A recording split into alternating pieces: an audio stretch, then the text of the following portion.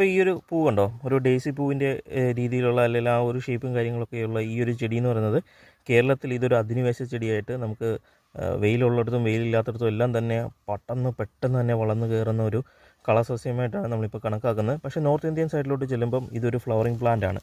Creeping daisy എന്ന പേരിൽ അറിയപ്പെടുന്ന ഒരു ഫ്ലവറിങ് പ്ലാന്റ് ആണ്. അവരും ഒരു നമ്മളിവിടെ പുൽത്തകടി ചെയ്യുന്ന പോലെ ഒരു ഭാഗം ഹൈലൈറ്റ് ചെയ്യാനൊക്കെ ആയിട്ടോ അല്ല എങ്കിൽ ഹാങ്ങിങ് ചെടിച്ചട്ടികളിൽ ഹാങ് ചെയ്ത് വളർത്താൻ വേണ്ടിയിട്ടാണ് അവർ യൂസ് ചെയ്യുന്നത്. അവർ വലിച്ചെറിഞ്ഞ് കാട് പോലുള്ള രീതിയിലേക്ക് ഇപ്പോൾ ആയി വരുന്നേ ഉള്ളൂ. അതുകൊണ്ട് തന്നെ ഇപ്പോഴും അതുകൊണ്ട് തന്നെ ഒരു ഫ്ലവറിങ് പ്ലാന്റ് ആയിട്ട് തന്നെയാണ് അവർ കണക്കാക്കുന്നത്.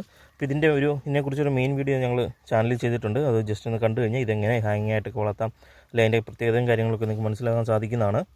യാതൊരു പരിചരണവുമില്ലാതെ എന്നാൽ ഗാർഡനിൽ ഫ്ലവർ എന്നും കാണണമെന്ന് താല്പര്യമുള്ളവർക്ക് ഇത്തരം ചെടി ഉപയോഗിക്കാം.